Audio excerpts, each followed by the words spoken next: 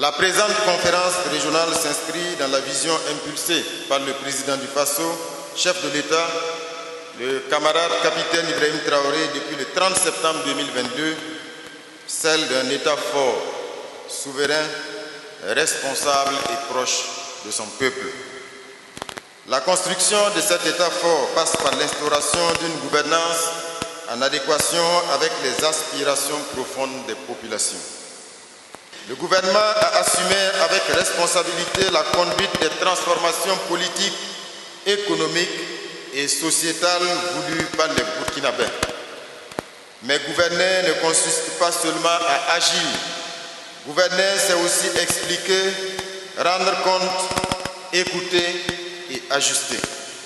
C'est tout le sens de cette conférence, venir vers vous, présenter les actions menées, exposer les réformes engagées, partager les perspectives et surtout recueillir vos observations, vos critiques constructives et vos propositions.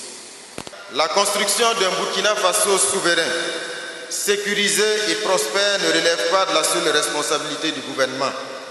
Elle est une œuvre collective.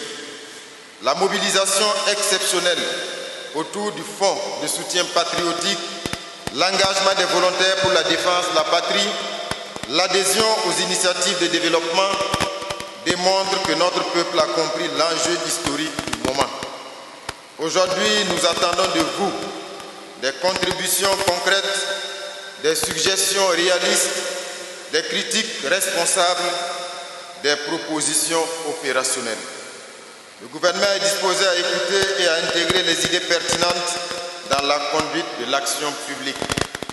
En procédant au lancement officiel des conférences régionales du gouvernement 2026 dans la région du Yarga, je réaffirme la détermination du gouvernement à poursuivre avec constance et lucidité l'œuvre de refondation nationale pour une souveraineté assumée, gage d'un développement inclusif pour notre nation. Je vous invite à des échanges francs, respectueux et orientés vers des solutions.